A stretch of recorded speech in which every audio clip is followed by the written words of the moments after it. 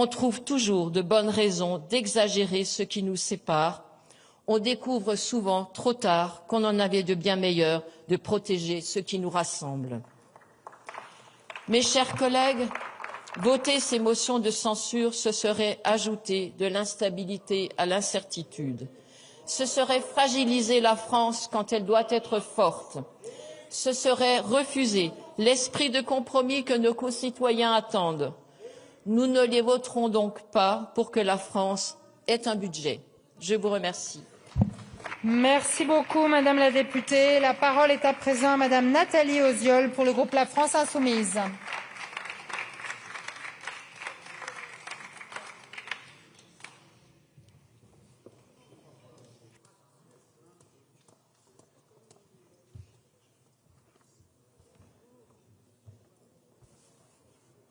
Merci.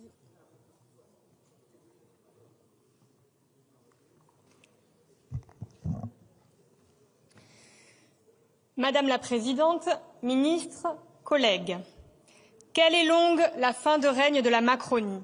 Elle est longue pour le peuple, car plus personne dans le pays ne soutient la politique de ce gouvernement. Elle est longue pour nous, parlementaires, qui avons à subir le 31e 49.3, 31e coup de force gouvernemental. Mais elle est surtout longue pour vous, mesdames et messieurs, les derniers ministres macronistes, qui vous épuisez à déployer l'énergie du désespoir pour avancer contre le courant de l'histoire. Elle est longue pour vous, monsieur Lecornu, contraint de vous désavouer en ayant recours au 49.3 que vous aviez juré ne jamais utiliser. Un 49.3 annoncé du bout des lèvres, depuis le banc des ministres, dans un hémicycle vide. À force de mépriser le Parlement, même vous êtes usés par l'autoritarisme dont vous abusez. Cette motion de censure est une nécessité démocratique pour le pays. 73% des Françaises et des Français sont opposés à ce budget. Un budget qui, je le rappelle, est imposé sans majorité parlementaire, rejeté dans le pays et porte une austérité brutale et idéologique. Fini le temps des promesses de dialogue et de compromis, promesses qui n'ont berné que ceux qui avaient envie d'être bernés. D'ailleurs, en janvier, le gouvernement ne tenait plus qu'à 32 voix. Vous avez échappé à la censure à 22 voix près la dernière fois, à 19 voix près celle d'avant. Quelle est longue la fin de règne de la Macronie quand tout le monde sait, vous y compris, que vous ne tenez qu'à un petit fil d'arrangement de couloir. Oui, puisque le Parti socialiste s'est porté volontaire pour vous accompagner dans votre lente agonie politique. On se rappellera que c'est à cause du groupe socialiste que la motion de censure est examinée ce lundi à 17 h et non pas demain mardi, qui était pourtant le jour prévu à l'origine pour le vote du budget. Pourquoi ce choix? Parce qu'il est plus difficile pour les députés de région et pour les députés ultramarins qui ont voté très majoritairement les deux premières censures, y compris ceux du groupe socialiste, d'être présents le lundi. Par ailleurs, le mardi est le jour où les députés sont le plus présents à l'Assemblée, parce que c'est le jour des réunions de groupe et des questions au gouvernement. Il y avait donc davantage de risques pour la social-Macronie que des députés, comme pour les précédentes motions, soient convaincus de voter la motion ou puissent donner leur délégation de vote à des députés insoumis, communistes ou écologistes présents pour voter. Voilà le type de petites manœuvres auxquelles se raccroche le gouvernement pour tenir tant bien que mal. Rappelons que sur ce budget, le gouvernement n'a tenu aucun de ses engagements. La contribution exceptionnelle sur les hauts revenus, qui devait rapporter 2 milliards d'euros, au final, elle rapportera 5 fois moins, car elle ne s'attaque pas à l'évasion fiscale. La taxe sur les GAFAM, abandonnée suite aux pressions états-uniennes. Le social-macronisme, c'est, avec ce nouveau budget, 35 milliards d'euros de coupes dans les services publics et les collectivités.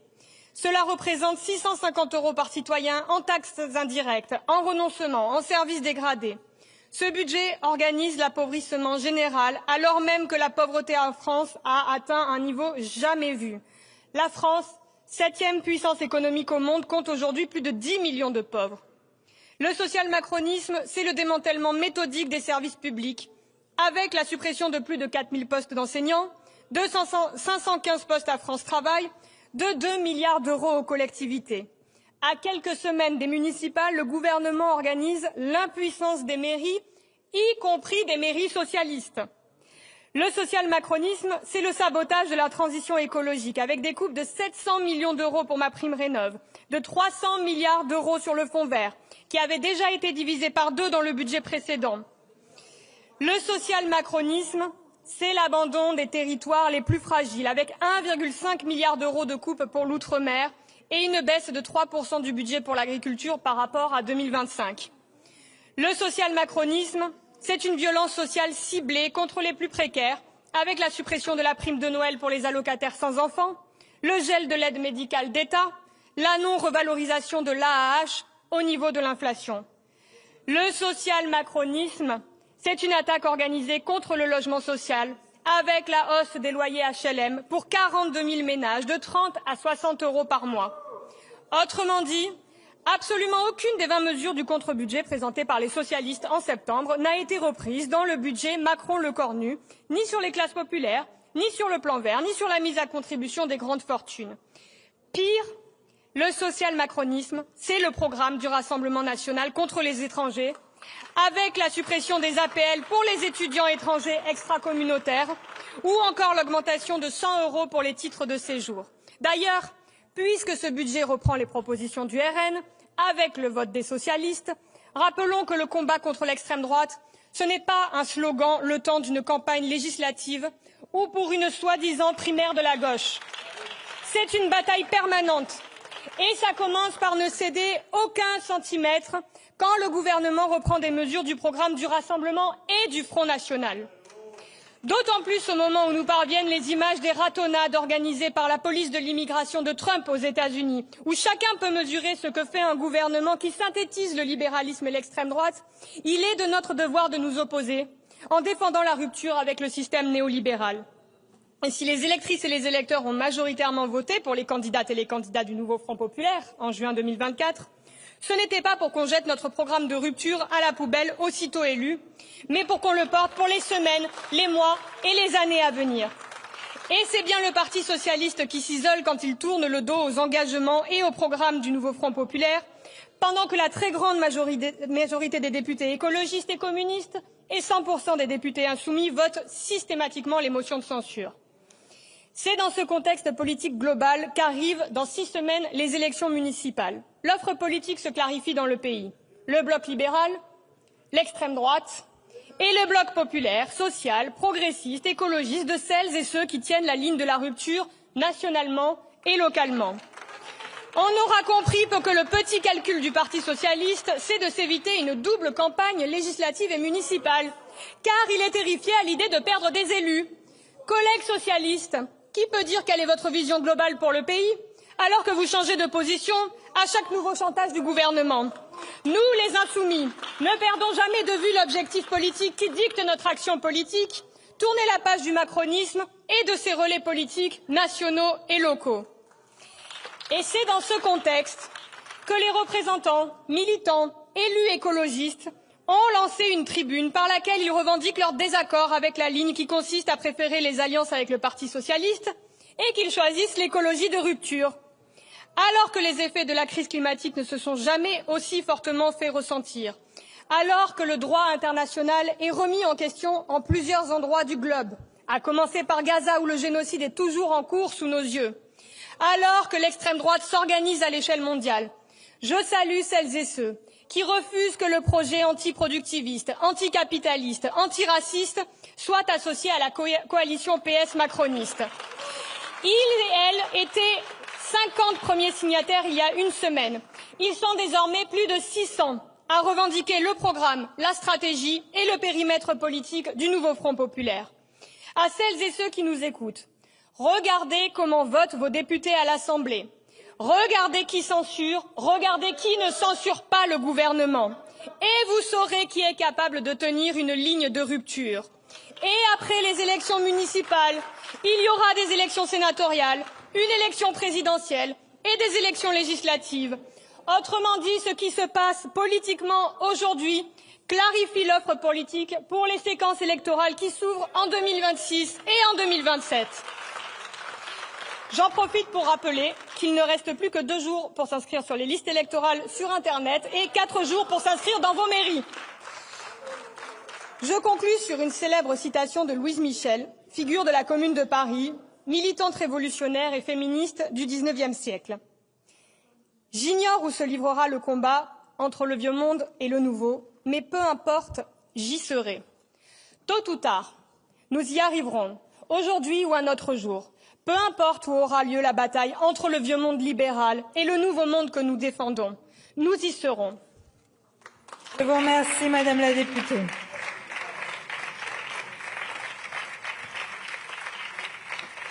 La parole est à présent à Monsieur Hervé Solignac pour le groupe socialiste.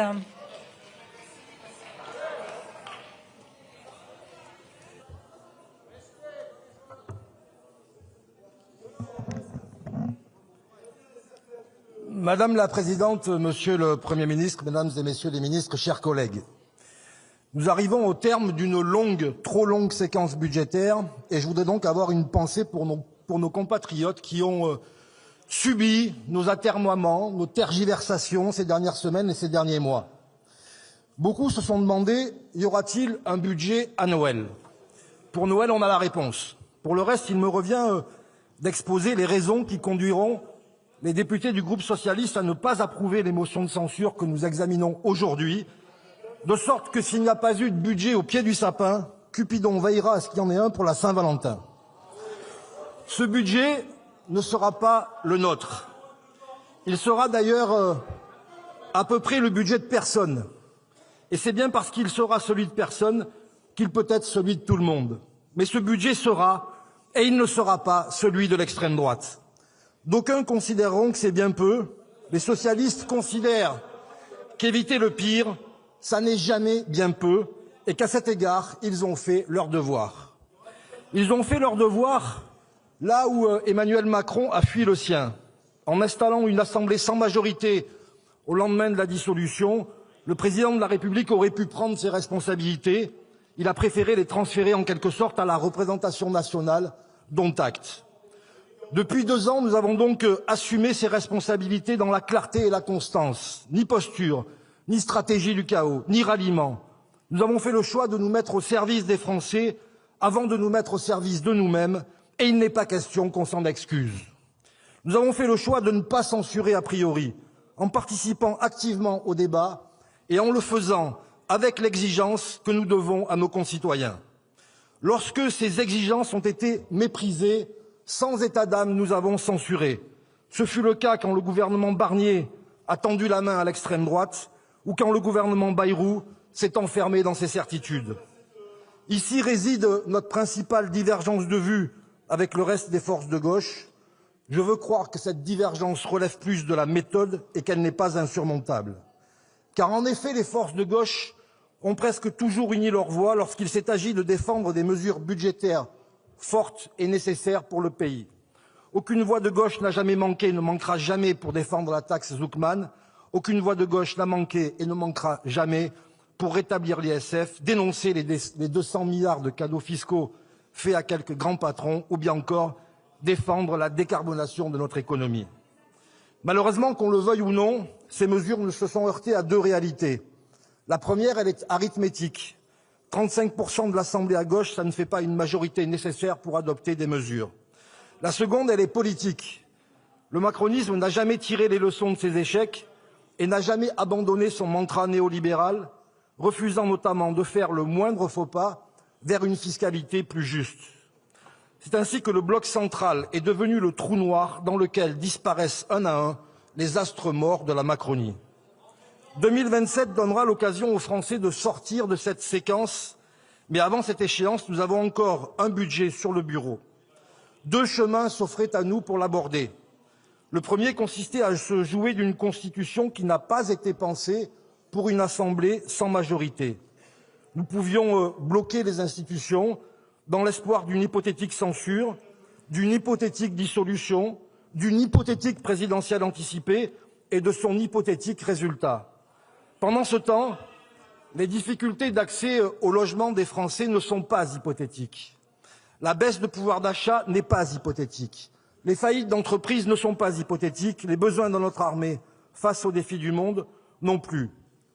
L'autre chemin, celui que nous avons choisi, c'est celui du débat parlementaire, du rapport de force aussi. Nous l'avons choisi parce que les socialistes sont en prise avec les réalités du pays, des réalités qui arrivent à leurs oreilles et s'exposent à leurs regards, des réalités qui accablent ceux qui ne vont pas bien et qui nous demandent de ne pas précipiter la France dans l'inconnu pour ne pas rajouter de l'angoisse à leur angoisse. Et quand les socialistes se tiennent aux côtés de ceux qui ne vont pas bien, ils sont à leur place, ils sont là où ils doivent être, aux côtés des vulnérables, aux côtés des salariés, aux côtés des commerçants et des artisans, aux côtés des jeunes et des retraités, aux côtés des fonctionnaires. Ils sont là où ils doivent être pour défendre ce que finalement, ceux qui n'ont eu finalement que les socialistes pour défendre leur sort dans cette séquence budgétaire. Ce chemin, c'est celui que nous avons emprunté avec un petit bataillon de députés, guère plus de 10% de cet hémicycle, dans le seul but de repousser des périls, d'arracher des progrès, de faire bouger les lignes d'un budget dont la copie finale est très éloignée de la copie initiale. J'étais récemment dans un lycée où un élève m'a posé une question très directe avec des mots à lui. Ils ont servi à quoi, les socialistes, ces derniers mois? C'est une question presque brute, mais elle contient dans sa simplicité la profondeur des grandes interrogations populaires. Eh bien, les socialistes ont servi. Ils ont servi à suspendre une réforme des retraites injuste pour que les Français tranchent cette question souverainement lors de la prochaine élection présidentielle. Ils ont servi à repousser l'année blanche, faute de quoi le pouvoir d'achat de nos retraités aurait été rogné et les prestations sociales gelées. Ils ont servi à défendre les Français qui travaillent en négociant une hausse de la prime d'activité. Ils ont servi à remettre la jeunesse de ce pays au centre des débats pour préserver les moyens consacrés aux bourses étudiantes et entériner le repas à 1 euro. Ils ont servi à faire voter des mesures d'urgence pour nos agriculteurs et pour les territoires ultramarins, toujours écoutés, rarement entendus. Enfin, les socialistes ont servi à écarter le spectre de l'extrême droite, invitant ainsi un nouveau scénario Barnier et donc un budget antisocial, anti-étranger, anti-progrès, bref, anti-tout. Les socialistes ont fait le choix de servir les Français, de les protéger plutôt que d'alimenter le mythe d'un chaos d'où pourrait sortir un monde meilleur. Ce budget est-il pour autant le nôtre? Certainement pas. Ces lacunes, nous les connaissons par cœur. La facilité eût été d'ailleurs de les exploiter pour censurer le gouvernement. Nous n'avons pas fait le choix de cette facilité. Nous avons refusé de nous laisser enfermer dans l'impuissance des postures. Et donc oui, il manque encore des postes d'enseignants. Oui, il manque des moyens pour la transition énergétique. Oui, il manque des budgets pour soutenir l'aide au développement. Oui, il manque des mesures pour mettre davantage à contribution les milliardaires qu'Emmanuel Macron n'a jamais cessé d'épargner. Ces insuffisances budgétaires auraient probablement mérité une plus grande mobilisation de la gauche pour qu'elles soient peut-être corrigées. Ça n'a pas été le cas. C'est ainsi. Nous respectons les choix de chacun. Fallait-il faire tomber un 3e gouvernement en 2 ans, sur les bases d'un budget qui n'est pas le nôtre, certes, mais sur lequel nous avons pesé pour en améliorer significativement les contours? Cette question se pose dans un contexte inédit. Ce contexte, il est fait d'une situation politique sans majorité possible, d'un antisémitisme rampant, d'un racisme décomplexé, d'une guerre en Ukraine qui n'en finit plus, d'un impérialisme américain qui met l'Europe à l'épreuve. Ce contexte, c'est aussi l'exaspération de nos concitoyens fatigués du cercle parlementaire, le cri d'alarme de nos paysans, l'angoisse des chefs d'entreprise qui avancent dans le brouillard. Et c'est à l'aune de ces réalités vécues et sur la base d'un budget de compromis que nous avons pris la décision de ne pas censurer le gouvernement. Cette non-censure n'est ni un blanc-seing, ni un renoncement. Elle est la marque de notre capacité à faire un choix exceptionnel dans un moment politique exceptionnel après des semaines de négociations difficiles. Elle n'est pas non plus, Monsieur le Premier ministre, un solde de tout compte. Notre main n'a jamais tremblé lorsque les promesses n'étaient pas tenues. Alors soyez certains de notre vigilance à la bonne exécution des engagements qui ont été pris devant nous et surtout pour les Français. Si nous, socialistes, faisons le choix de clore cette séquence budgétaire, nous ne renonçons à rien, et certainement pas à l'idéal républicain qui nous a servi de guide dans ces débats budgétaires et qui demeure notre indéfectible boussole. Je vous remercie. Merci beaucoup, monsieur le député. La parole est à présent à monsieur Nicolas Ray pour le groupe Droite républicaine.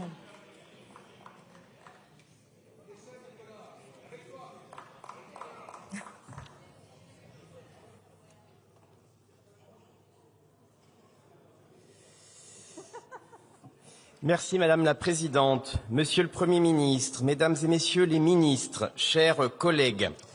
Nous voilà donc arrivés au terme, nous l'espérons, de cette discussion budgétaire qui occupe notre Assemblée depuis 4 mois. Après 286 heures de débat en commission, en séance, des milliers d'amendements, nous sommes enfin en mesure de doter la France d'un budget. Ces débats ont été longs, trop longs pour certains, mais pourtant, si on veut faire un peu d'humour, nous avons 3 jours d'avance, Monsieur le Premier ministre, par rapport à l'an dernier, puisque les dernières motions de censure avaient été rejetées le 5 février, sous le gouvernement Bayrou. Finalement, vous n'êtes pas si en retard. Monsieur le Premier ministre, on se rassure comme on peut. Ces débats ont été longs, trop longs, et il serait utile que nous repensions nos procédures parlementaires. Je sais, Madame la Présidente, que vous avez lancé une réflexion sur ce sujet et nous vous en remercions. Une fois encore, nous avons passé trop de temps en séance sur les recettes, du fait de l'obstruction et la multiplication des amendements par certains groupes de gauche de cette Assemblée, ce qui nous a empêchés d'examiner les dépenses dans l'hémicycle. Il n'est pas normal qu'un Parlement soit privé du débat sur les dépenses. À titre personnel, je pense que nous devrions débuter, Monsieur le Premier ministre, l'examen du budget dès le début du mois d'octobre. Je sais que ce n'est pas de votre fait, mais ce n'a pas été le cas depuis 2 ans. Je pense aussi, Madame la Présidente, que le temps législatif programmé, qui limite le temps de parole à chaque groupe en fonction de son importance, soit appliqué à l'avenir au texte budgétaire. Ces débats ont été longs, mais ils ont été aussi utiles. Chaque groupe a pu, en effet, s'exprimer et faire valoir ses convictions. Merci donc, Monsieur le Premier ministre, d'avoir laissé le temps au Parlement de débattre. Toutefois, aujourd'hui, nous ne pouvons plus attendre. Chaque journée sans budget pour la France, c'est aussi une journée de plus d'attente et d'incertitude pour les Français, pour nos entreprises, pour nos collectivités. Et surtout, pendant que nous débattons, le monde ici ne suspend pas sa marche.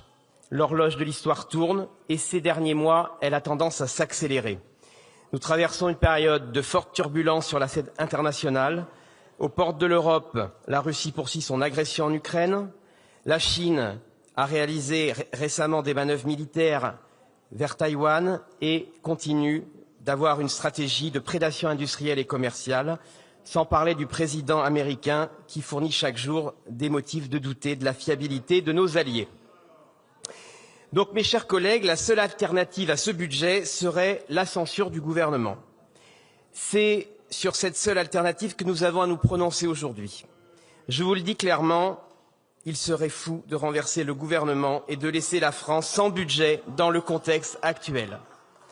Face aux menaces qui pèsent sur la France, qui pèsent sur l'Europe, la France ne peut pas être un bateau ivre sans gouvernement et sans budget. Ce budget, en effet, même s'il est imparfait, accroît de 6,5 milliards d'euros les moyens de nos armées. Qui ici peut prétendre que nous pourrions nous passer de cet effort de réarmement ? Et puis ce budget, aussi imparfait soit-il, apporte un cadre fiscal, financier à nos collectivités, à nos entreprises, à nos agriculteurs. Et pour tous ces acteurs, l'incertitude est le pire des poisons.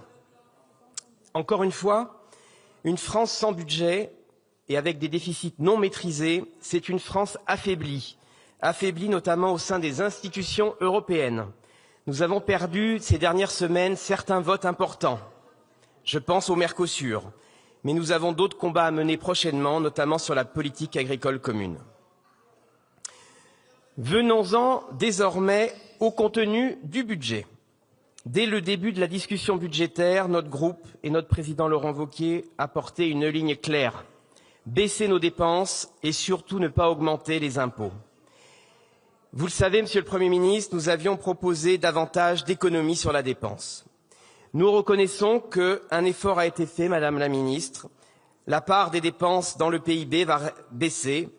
faiblement, mais baissé quand même, de 56,8 à 56,7% du PIB.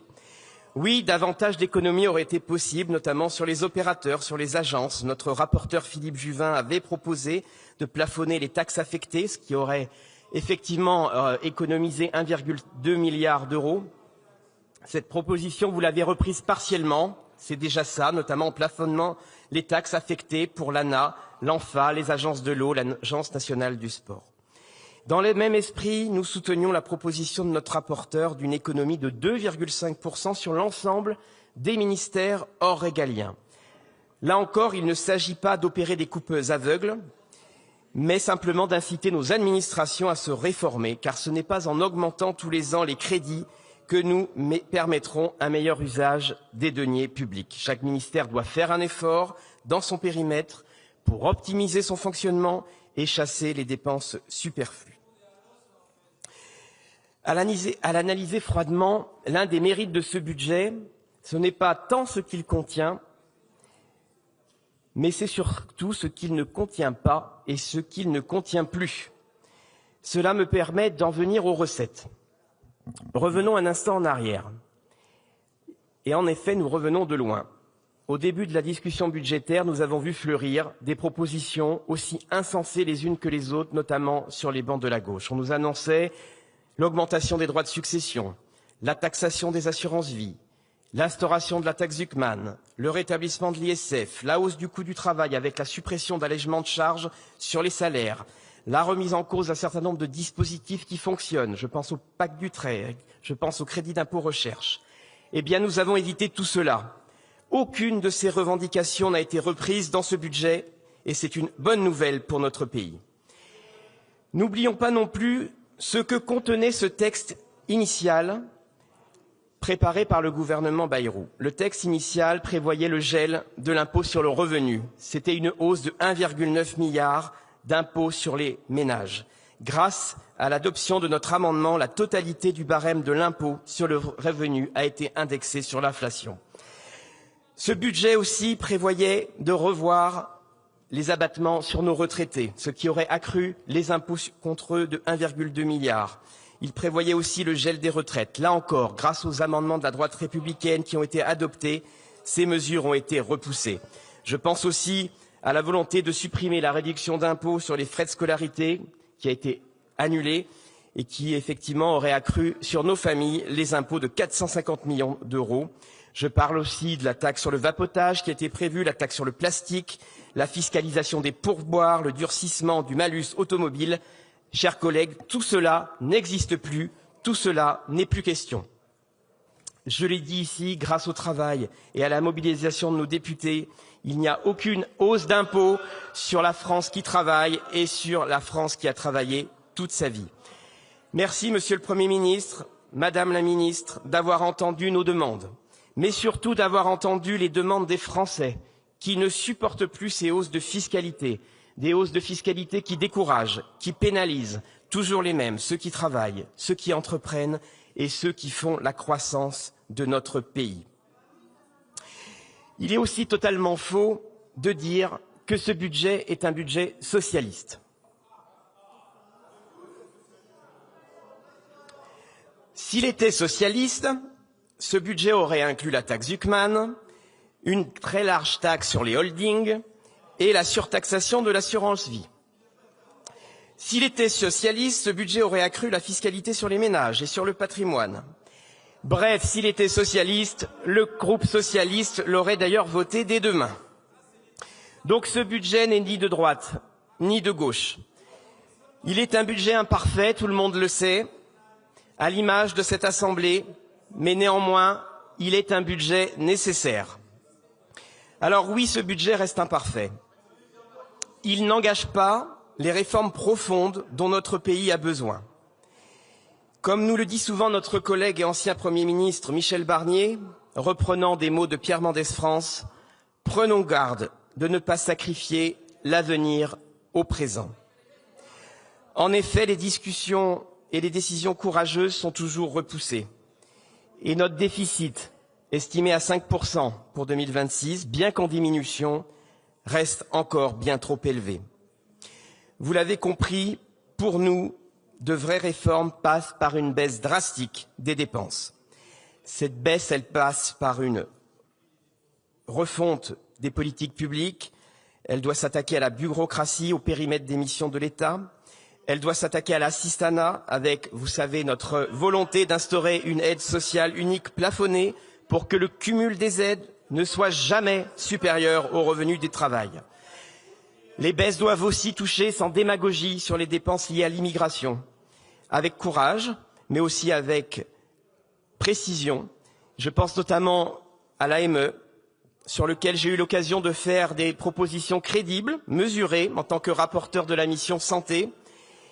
Elles sont issues notamment du rapport de M. Stefanini, de M. Evin, ancien ministre socialiste, des propositions largement partagées par les Français et qui ont malheureusement été sacrifiées sur l'autel du compromis. Mais ce budget est imparfait parce qu'il n'y a pas de majorité dans cette Assemblée. Merci de conclure. Aucun groupe ici... J'ai 15 minutes, Madame la Présidente. Aucun groupe ne peut ici prétendre imposer certains...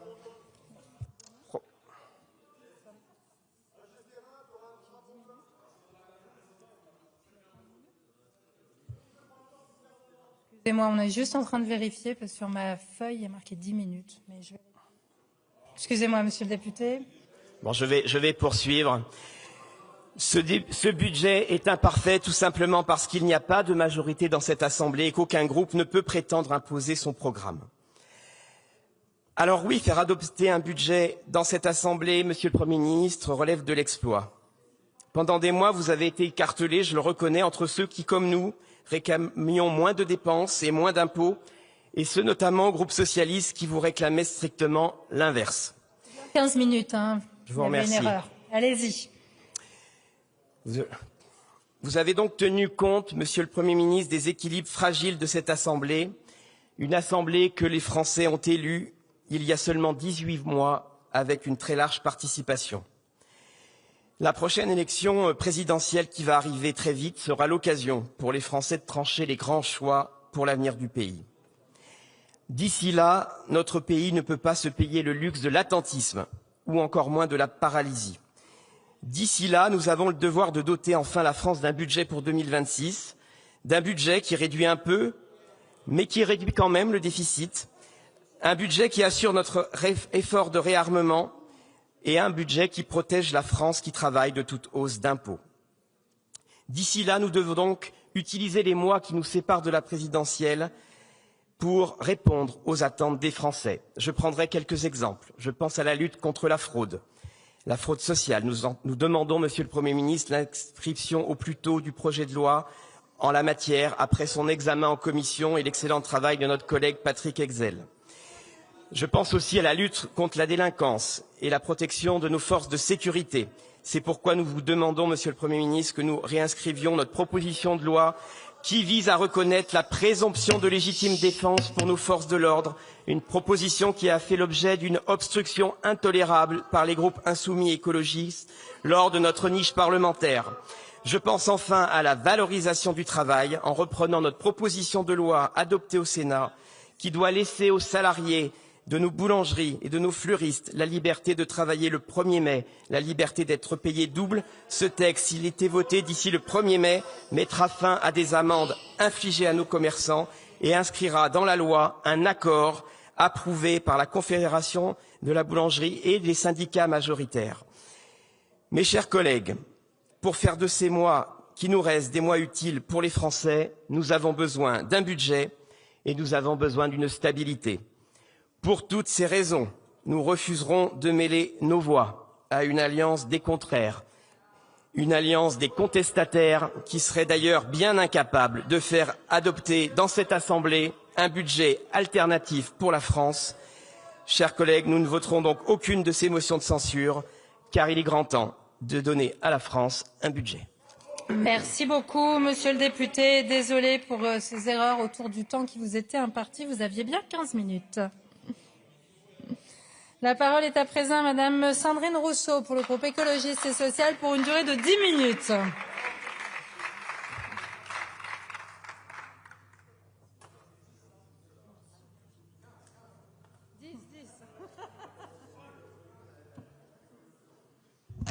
Madame la Présidente, Messieurs et Mesdames les ministres, chers collègues, quand le libéralisme vacille, il sacrifie la démocratie.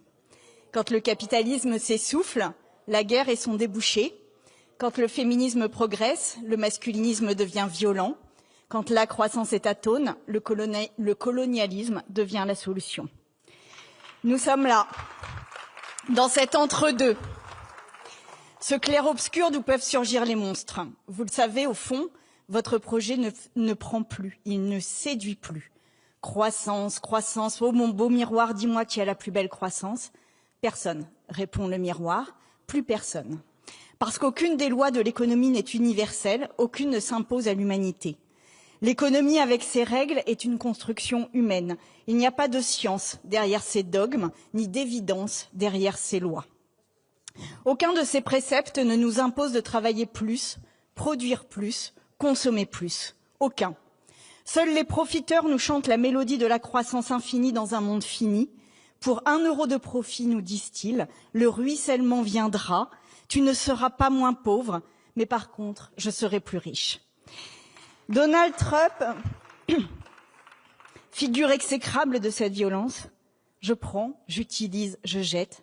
La prédation à l'état pur, le cynisme de l'argent, la brutalité de la cupidité. Il met ses testicules sur la table pour bien montrer qu'il en a. Il fera peut-être pipi aux 4 coins du monde pour y laisser sa trace. Pareil en Russie, même masculinisme, même attitude. Et nous, que sommes-nous? Par la poursuite imprudente et dangereuse d'un modèle d'économie libérale, nous faisons leur jeu. Nous voulons les concurrencer, parler la même langue, for sure. Au final, l'interdépendance de nos économies joue comme un filet dans lequel nous nous prenons les pieds. Nous empêchons toute nouvelle résistance et autonomie. Nous importons de Russie des pesticides, de l'uranium et du gaz. L'interception d'un bateau ici ou là n'y changera rien. Nous continuons à craindre les droits de douane américains parce que notre économie tout entière en est dépendante. Probablement élèverons-nous la voix uniquement pour la forme quand Taïwan deviendra le centre des tensions du monde. Nous les femmes savons ce que certains hommes peuvent faire quand la situation leur échappe. Ils usent de la force et sont capables de tout détruire, d'over-détruire plutôt que de perdre. Nous imaginons l'espèce la plus intelligente du règne animal. Il n'est pas complètement exclu que nous soyons la plus stupide de ce règne. Avec une détermination qui force le respect, nous estimons prioritaire de nous faire la guerre économique si celle-ci n'aboutit pas à la faire avec les armes. Nous continuons coûte que coûte de détruire, empoisonner, assécher, stériliser, acidifier la terre, l'océan. Avec une constance qui suscite une forme d'admiration, nous poursuivons sans relâche, mais avec méthode, l'entreprise de rendre tout à fait impossible notre capacité à vivre sur Terre. Il est temps d'inventer un autre monde, une autre société, conçue sur 3 piliers, la réparation, la protection et la sagesse. La réparation de celles et ceux qui ont subi ou subissent encore cette course effrénée au productivisme, réparation des terres abîmées, des paysages enlaidis, des ressources infectées. La protection de celle qui est indispensable à la vie, l'eau, la biodiversité, mais aussi le logement, la nourriture, la santé, la culture. Sortir tout cela des règles libérales du marché, que l'eau redevienne un bien commun, que le logement ne soit plus un luxe, que la culture, l'éducation restent des espaces d'émancipation. La sagesse maintenant. Revenir à la raison, penser notre vie dans le respect des autres et les limites physiques de notre écosystème. Penser notre vie dans la coopération propre à chaque espèce vivante et non dans la supériorité ou la domination. Ne pas gâcher, ne pas détruire inutilement, ne pas surconsommer. 3 principes simples, 3 principes de raison, 3 principes de sécurité pour l'avenir. Rien dans votre budget ne permet de commencer ce tournant. Vous mitez les capacités des territoires à proposer une alternative, vous leur coupez les vivres. Pour l'écologie, vous verrez demain, mais demain, il sera trop tard. Pour le social, cela se résume à peu près à cette phrase, marche ou crève. En fragilisant le budget après budget les services publics, vous rendez le consentement à l'impôt impossible. Pourquoi en payer si en retour il n'y a ni hôpital ni médecin, que l'école ferme et que le facteur ne passe plus? Budget après budget, vous rétrécissez la culture à un fantasme de milliardaires en recherche de suprématie. Arrêtons-nous un instant à cela, rien qu'à cela, la culture. Aller au théâtre nécessite d'y penser à l'avance, de réserver, de se souvenir, de prévoir un peu, de planifier souvent. Cela occupe un coin de la tête entre l'achat du billet et la représentation. On se réjouit à l'avance. On se demande si cela sera bien. Le jour dit, on s'habille, on pense à manger avant ou après. On se demande combien de temps durera la pièce. Ensuite, on apprécie, on rit ensemble, on pleure ensemble, on applaudit ensemble. Et puis, à la sortie, on rentre. On en parle aux voisins et aux amis. On est content, on a vécu quelque chose. C'est tout l'inverse de CNews qui vous assigne à un canapé et une pensée, qui vous dicte la peur et vous indique les coupables. Une pièce de théâtre vous fait toujours un peu réfléchir. Il est important que ce théâtre aille partout, se déplace et prospère, que les troupes voyagent, que les champs soient mobilisés l'été et les gymnases l'hiver, que les gens aient encore du bien commun en dehors de la supérette et des informations, que les gens aient un peu de bonheur, si précieux, un peu de lien, si indispensable, pour appeler notre société, société. Mais ça aussi, vous le grignotez. Moins 175 millions d'euros sur ce budget. L'année dernière, l'économie sociale et solidaire a connu un plan de licenciement aussi brutal et intense que silencieux. Cette année, cela sera-t-il la culture? Ce secteur qui ne sert à rien dans vos esprits et qui est si essentiel pourtant dans les temps qui se troublent. Pour les acteurs de la culture, pour les enseignants et enseignantes, pour les collectivités, pour les associations, pour tout votre bilan, en fait, nous voterons cette censure. Parce que nos vies valent mieux que vos profits. Parce que notre avenir vaut mieux que votre budget guerrier. Parce que notre ennemi, souvenez-vous, Monsieur Hollande, c'est la finance. Merci beaucoup, Madame la députée. La parole est à présent à Monsieur Marc Fesneau, président du groupe démocrate, pour une durée de 15 minutes. Voilà, rassurez, Madame la Présidente. Madame la Présidente, Monsieur le Premier ministre, Mesdames et Messieurs les ministres, chers collègues, 4 mois. 4 mois, certains diront même 7, depuis la présentation par votre prédécesseur, François Bayrou, d'un premier projet de budget pour 2026. 4 mois donc pour parvenir à ce jour. C'est dire combien, pour vous comme pour nous, le temps a pu paraître long, long pour les Français, long pour les chefs d'entreprise, long pour les responsables associatifs, les élus locaux, et bien sûr pour beaucoup de responsables politiques que nous sommes. Long avant d'atteindre cet objectif pourtant essentiel, celui de doter la France d'un budget. L'impatience était réelle, la colère aussi, et l'incompréhension souvent.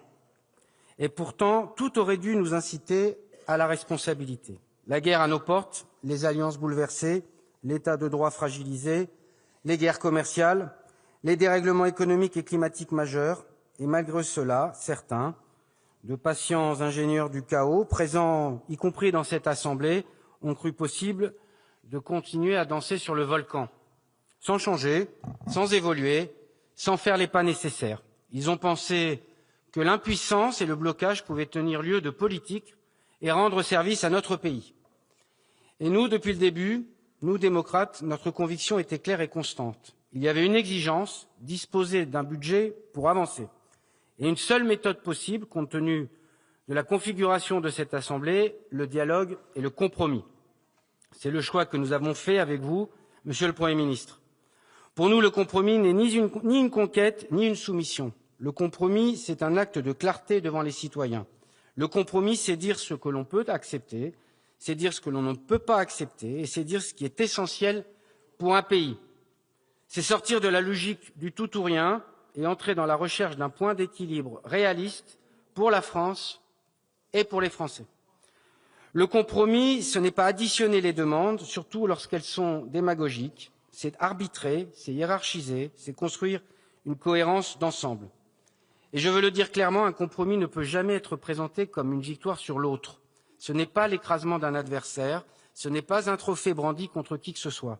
C'est un accord dans lequel chacun reconnaît une part de ce qu'il est et une part de ce qu'il accepte de laisser à d'autres, et qu'il assume comme tel. C'est cela qui lui donne, au fond, sa solidité politique.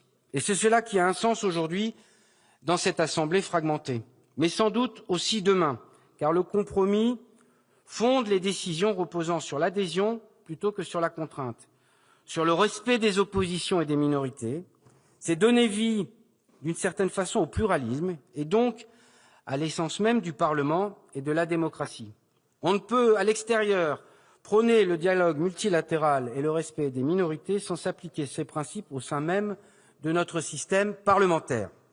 Telle est et telle a été la vision des démocrates. Nous avons cherché à faire vivre ici une culture du compromis.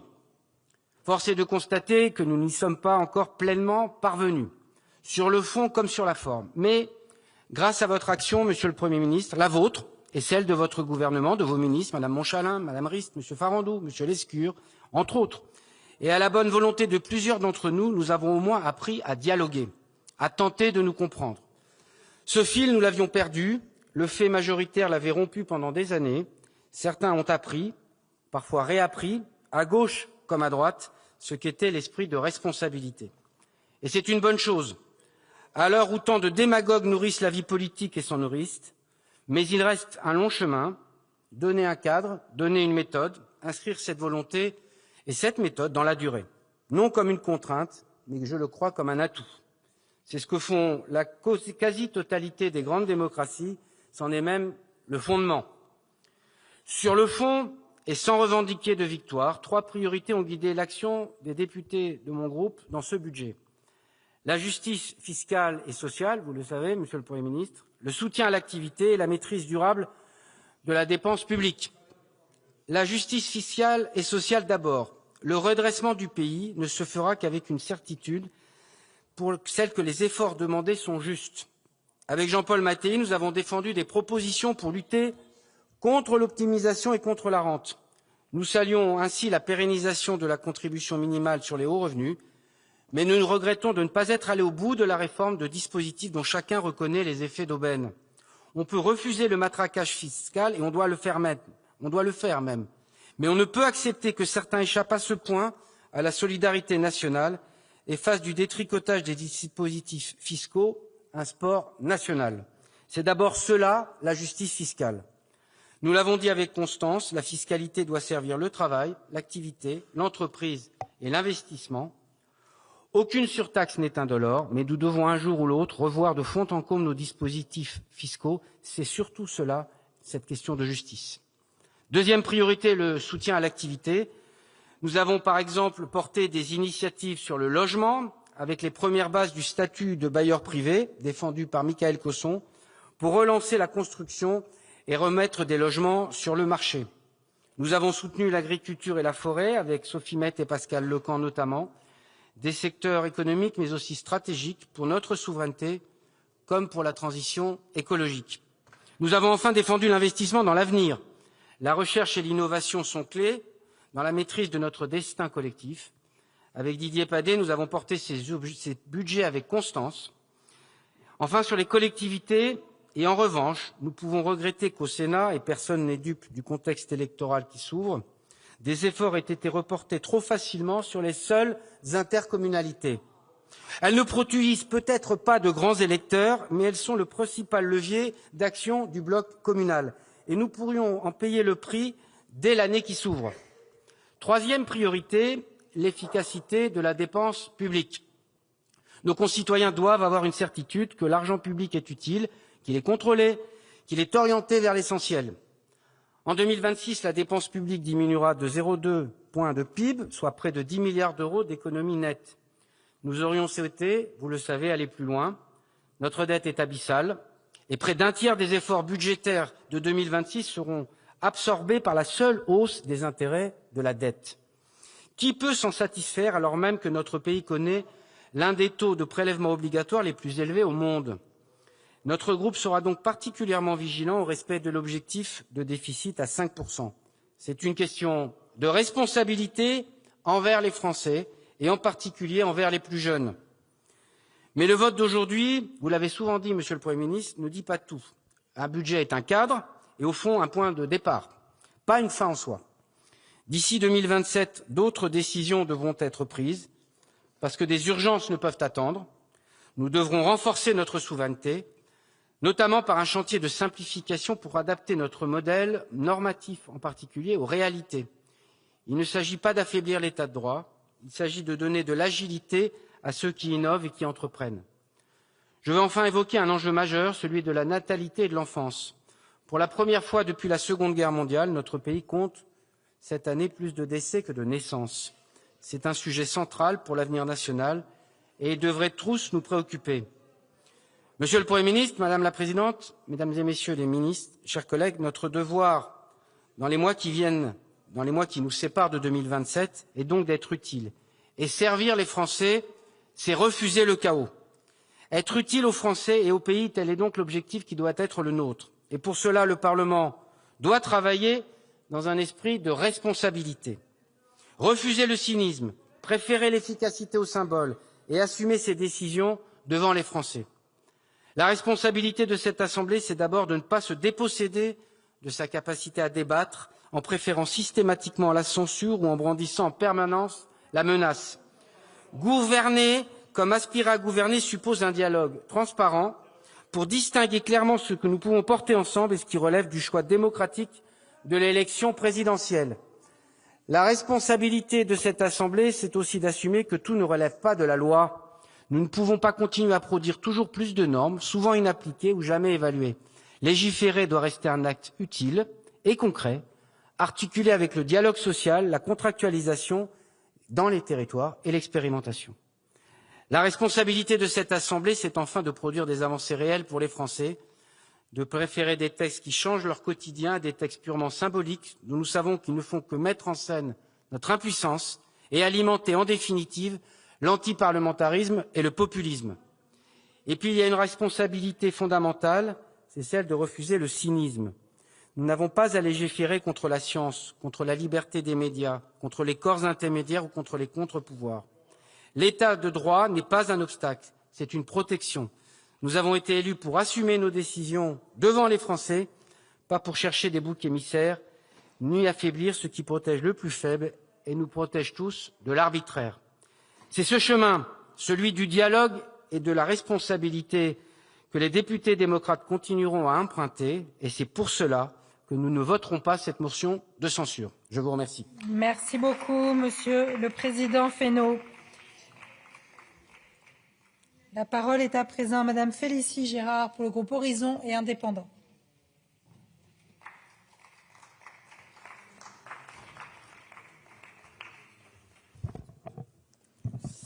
Merci Madame la Présidente, Monsieur le Premier ministre, Mesdames, Messieurs les ministres, mes chers collègues. Pour la troisième fois en moins de 10 jours, nous voici réunis pour examiner des motions de censure. Cette répétition même devrait nous interroger sur l'état de notre vie parlementaire et sur la manière dont certains exercent la responsabilité qui leur a été confiée par les Français. Nous l'avons déjà exprimé précédemment, le groupe Horizon et Indépendants ne votera pas ces motions de censure. Notre analyse n'a pas changé, mais elle mérite d'être complétée puisque nous sommes aujourd'hui appelés à nous prononcer sur l'ensemble du projet de loi de finances pour 2026, et ce, à l'issue de plusieurs semaines d'un parcours parlementaire qui aura mobilisé cette Assemblée dans des conditions inédites. Commençons par rappeler une évidence. Nos concitoyens et nos chefs d'entreprise nous demandent de la stabilité et de la visibilité. Il nous faut donc de toute urgence doter notre pays d'un budget. C'est ce que nous nous apprêtons à faire après des semaines d'incertitude. Nous disposerons d'un texte qui, une fois adopté, donnera un cadre budgétaire clair pour 2026. Ce simple constat nous semblait difficilement atteignable il y a encore quelques semaines, jusqu'à ce que le gouvernement engage sa responsabilité. Ce choix de recourir à l'article 49, alinéa 3, est l'aboutissement d'un processus démocratique long de plusieurs mois, dans une configuration parlementaire qui ne permet aucune majorité stable. Et ceux qui dénoncent aujourd'hui l'utilisation de cet outil oublient un peu vite qu'ils ont eux-mêmes contribué à rendre impossible toute autre issue par leur rejet du compromis. Mais restons lucides. Ce texte comporte des carences que nous ne pouvons ignorer. Notre groupe a déjà détaillé ses désaccords avec certaines des orientations de ce budget. Je n'y reviendrai pas dans le détail, mais rappelons les principaux. La trajectoire fiscale imposée aux entreprises demeure notre préoccupation centrale. En maintenant la surtaxe exceptionnelle sur les grandes entreprises et en annulant la baisse de la CVAE, ce budget envoie un très mauvais signal à nos acteurs économiques. Il ne s'agit pas d'idéologie, mais de réalité économique. Dans une Europe où la compétition fiscale s'intensifie, la France ne peut se permettre de décourager l'investissement et l'esprit d'entreprendre. Ces choix de faire des entreprises une variable d'ajustement ne sont pas des choix économiques. Ce sont des choix politiques qui résultent uniquement du chantage mené par les socialistes. Leur soutien au gouvernement a eu un prix Et ce prix, ce sont les entreprises françaises qui le paient. De manière générale, c'est cette surenchère permanente qui est à l'origine des déséquilibres du budget et qui hypothèque ainsi notre capacité à conduire les réformes nécessaires. Cette attitude n'est évidemment pas responsable. Elle n'est pas à la hauteur des enjeux auxquels notre pays est confronté et elle n'est pas digne d'un parti qui aspirerait à gouverner la France. Mes chers collègues de gauche, cette attitude illustre parfaitement votre conception de l'action politique. Profiter d'un rapport de force conjoncturel pour imposer des mesures coûteuses sans se soucier de leur soutenabilité à long terme, en espérant que d'autres paieront l'addition. Car en effet, l'équation budgétaire repose désormais sur des recettes temporaires pour financer des dépenses à long terme. Cette construction pose une question simple. Que se passera-t-il dans les prochaines années quand ces recettes exceptionnelles auront disparu et ne pourront plus financer les dépenses que vous imposez à nos finances publiques à long terme? La réponse est malheureusement prévisible. Il faudra soit de nouvelles hausses d'impôts, soit de nouveaux renoncements budgétaires. Rien que pour cette année, les économies introduites à la dernière minute suffiront-elles à compenser les nouvelles dépenses et à tenir l'objectif essentiel d'un déficit à moins de 5% du PIB? Nous en doutons fortement. L'utilisation massive de la réserve de précaution et la ponction sur la trésorerie des opérateurs sont des ajustements comptables qui règlent les problèmes à court terme, mais n'assurent en rien notre capacité d'action future et à long terme. Or, comme leur nom l'indique, ces réserves de précaution et ces trésoreries sont là pour faire face aux imprévus et non pour compenser des choix politiques. Malgré tout cela, rappelons les éléments positifs contenus dans ce budget. L'engagement du gouvernement sur un déficit limité à 5% du PIB constitue un repère essentiel. Cet objectif montre une volonté de contenir la dérive de nos finances publiques. L'effort réalisé sur les dépenses de l'État pour parvenir à cet objectif, bien qu'il soit encore trop limité, mérite lui aussi d'être souligné. La baisse des budgets ministères hors régaliens était notamment un signal attendu. Ces mesures vont dans le sens d'une gestion moins dispendieuse de l'argent public, même si elles restent largement insuffisantes au regard de la situation de nos finances publiques. Dans le contexte international que nous connaissons, le vote d'une motion de censure aurait des conséquences qui dépassent largement le cadre parlementaire. Il enverrait un message de désordre à nos partenaires européens, d'imprévisibilité à nos créanciers, d'instabilité aux investisseurs et aux entreprises. Ce message aurait un impact direct dans les conditions de financement de notre dette, dans les décisions d'investissement des acteurs économiques, dans la confiance de nos concitoyens envers leurs institutions. Nous entendons les critiques adressées à ce budget, nous en partageons d'ailleurs un grand nombre. Mais nous refusons l'idée selon laquelle le rejet systématique constituerait une posture politique acceptable. Gouverner, c'est faire des choix dans un cadre contraint. Le contexte parlementaire actuel impose des compromis qui ne seront jamais pleinement satisfaisants. Mais entre un budget très imparfait et l'absence de budget, entre une majorité fragile et l'impossibilité de gouverner, le choix responsable de la stabilité est la seule option. Mes chers collègues, au terme de ce long processus budgétaire, le vote que nous nous apprêtons à exprimer engage bien au-delà de nos convictions partisanes. Il engage la capacité de la France à fonctionner normalement, à respecter ses engagements et à faire face à ses obligations. Le groupe Horizon Indépendant a fait le choix de la responsabilité. Nous avons exprimé nos désaccords sur le fond, nous avons formulé nos critiques sur la méthode, nous avons pointé les carences de ce budget. Mais nous assumons également notre part de responsabilité en refusant de participer à une stratégie de blocage dont les conséquences seraient immédiates pour nos concitoyens. Cette position est loin d'être confortable, mais le blocage systématique ne correspond pas à notre façon de faire de la politique. Pour que notre modèle social perdure, de grandes réformes sont nécessaires. Cela nécessitera une volonté politique et un courage collectif que la situation actuelle ne permet pas de réunir pour le moment. En attendant, notre devoir est de maintenir le pays en état de marche et de garantir la continuité de l'action publique. C'est pour cela que le groupe Horizon et Indépendant ne votera pas les motions de censure présentées aujourd'hui. Je vous remercie. Merci beaucoup, Madame la députée. La parole est à présent Monsieur Michel Castellani pour le groupe Liberté Indépendant Outre-mer et Territoires.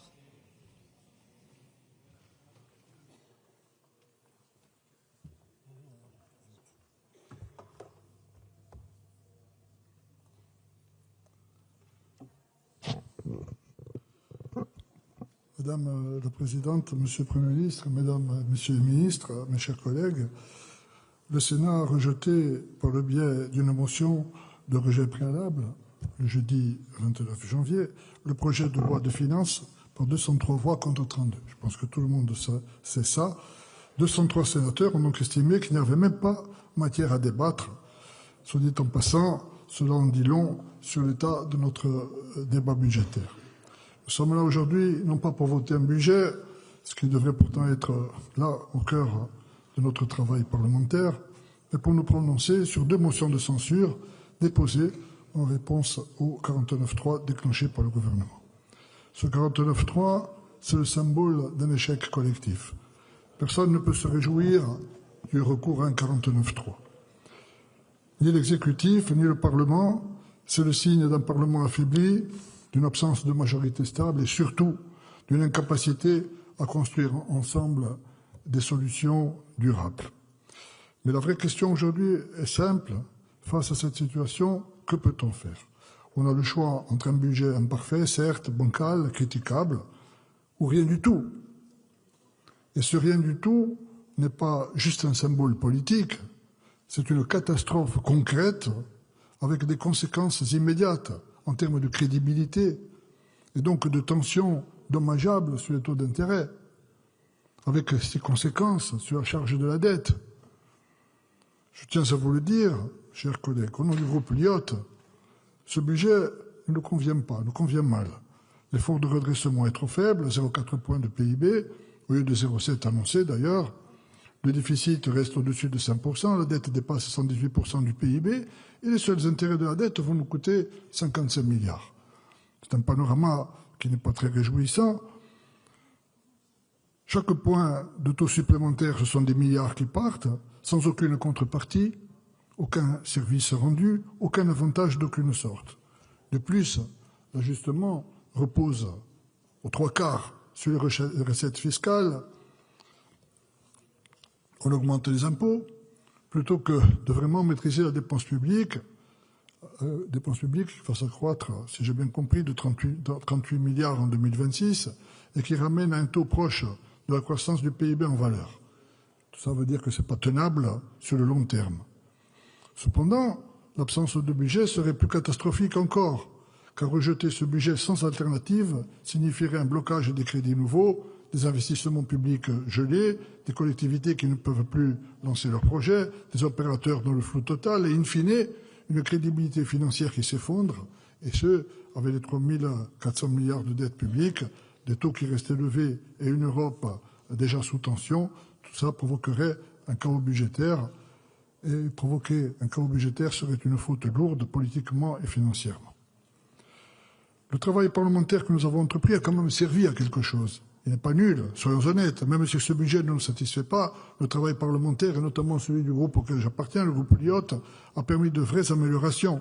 Les ménages sont globalement protégés. Nous avons obtenu la réindexation du barème de l'impôt sur le revenu sur l'inflation, évitant ainsi une hausse automatique, on le sait, pour des millions de contribuables. La réforme sur l'abattement de 10% des pensions a été abandonnée, épargnant donc les retraités.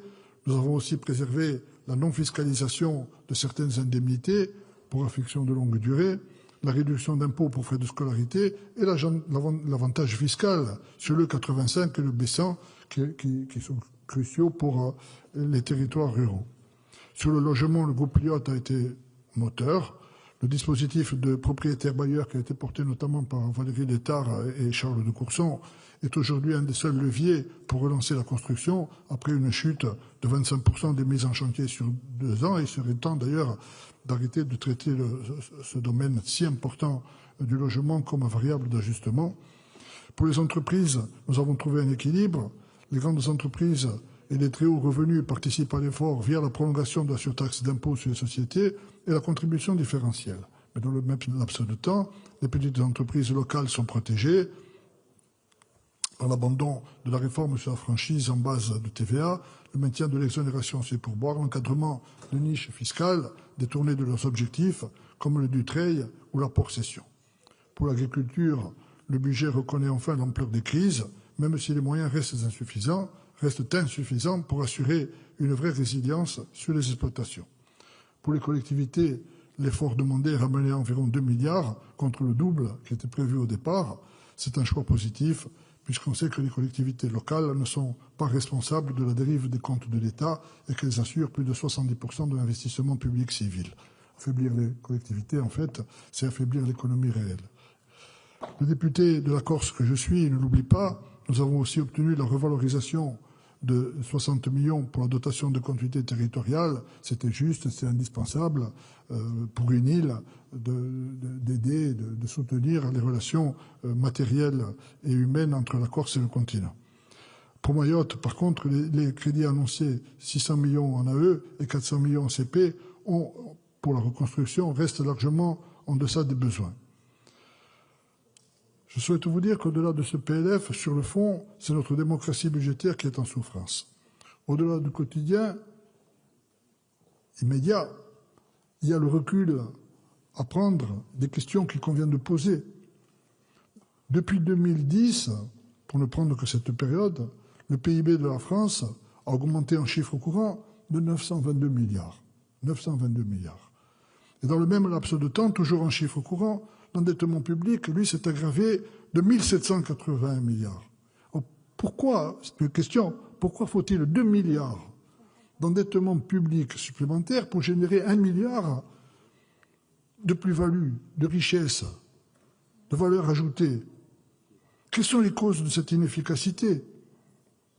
Est-ce que la plus-value sociale, au moins, est au rendez-vous? On n'est même pas certain quand on voit la stagnation, pour ne pas dire l'aggravation, la persistance des problèmes, le recul relatif aussi de la France dans le cadre communautaire. Pourquoi l'argent public n'est pas, ou en tout cas est-il si mal, un facteur de croissance et de progrès social? Ce sont des questions qu'on peut poser, qui peuvent se poser, pas par plaisir de poser des questions, mais pour essayer au moins d'améliorer les choses. Je vois le Premier ministre qui est à quelques mètres de moi. Je suis sûr que c'est une question qui doit se poser en permanence. Voilà, sur le fond, il faut, mes chers collègues, que nous regardions les choses en face. Le Parlement ne vote plus vraiment le budget. Il choisit entre le blocage et la responsabilité. La motion de censure ne construit rien et qui paye toujours le prix de l'instabilité. Ce sont les collectivités, ce sont les entreprises, les ménages modestes, les territoires fragiles. Alors, vous l'aurez sans doute compris, le groupe Lyotte ne votera pas très majoritairement cette motion de censure. Ce budget n'est pas celui que nous aurions souhaité, il est imparfait, mais un pays sans budget est un pays en danger. Entre l'insatisfaction et le désordre, entre le compromis et le chaos, le groupe Lyotte choisit la responsabilité, une fois de plus, et notre position sera celle de la stabilité. Je vous remercie. Merci beaucoup, monsieur le député. La parole est à présent à monsieur Philippe Bonnecarrère pour une durée de 5 minutes.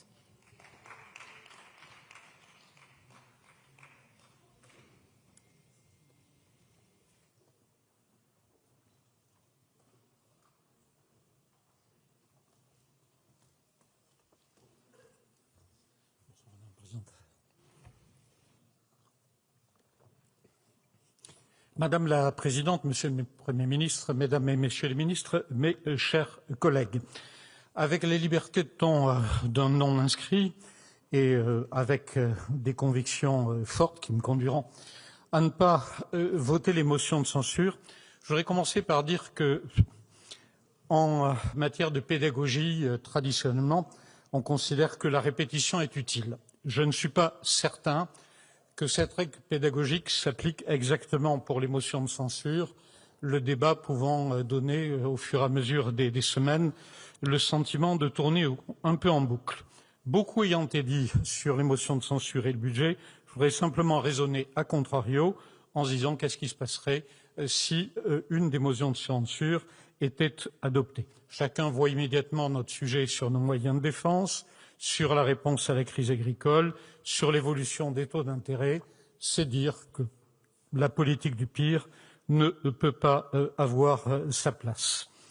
Vous dire également, Monsieur le Premier ministre, qu'il me semble percevoir un changement d'état d'esprit chez nos concitoyens qui n'ont peut-être pas été très convaincus au départ par la démarche budgétaire, mais qui veulent que la vie institutionnelle du pays fonctionne. Je ne connais pas un artisan, un petit industriel, un commerçant, un agriculteur qui me dise qu'il veut de la stabilité. C'est dire que le regard de nos concitoyens a changé et devient, à mon sens, plus sévère sur les blocages. Je voudrais également vous dire qu'il y a aussi, bien sûr, vous le savez, des critiques sur la réalité des économies, sur le lien avec l'économie réelle. J'aurais préféré qu'on évoque non seulement les dépenses, la fiscalité, mais que l'on évoque aussi le taux d'emploi, la productivité, tout ce qui favorise la croissance et qui permet d'alimenter le PIB auquel faisait référence l'intervenant précédent. Sur le 49.3, il me paraît être une mauvaise querelle que de vous reprocher son usage, alors que tout simplement le problème est celui de la responsabilité dans notre maison. Force est de constater que la responsabilité n'est pas une vertu unanimement présente dans la maison Assemblée nationale. Vous dire également que, plus que le budget, me paraîtrait important son exécution, et c'est peut-être là-dessus que va se jouer la crédibilité à la fois du gouvernement, mais aussi d'une certaine manière de notre pays. 5%, bien sûr, on aurait préféré 4,7%. Je n'ai pas répété ce que peuvent dire le gouverneur de la Banque de France ou la Cour des comptes, mais ce qui sera le juge de paix, c'est la réalité de ces 5%. Si ces 5% sont respectés, les marchés verront que notre pays commence à gagner en sérieux, ce qui sera bon pour les taux d'intérêt, et cela donnera aussi à nos concitoyens le sentiment que les choses avancent et qu'il pourra y avoir un jour une solution à nos sujets avec un retour à un déficit qui nous permette de ne plus creuser l'endettement.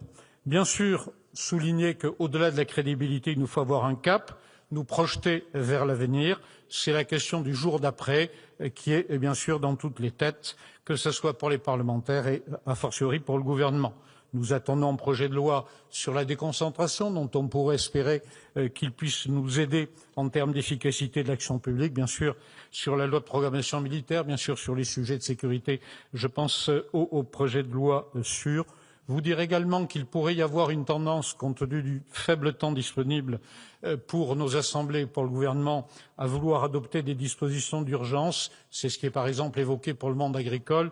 Que le monde agricole ait des besoins, c'est évident. Les dispositions d'urgence, nous avons fait cet exercice dans la période récente.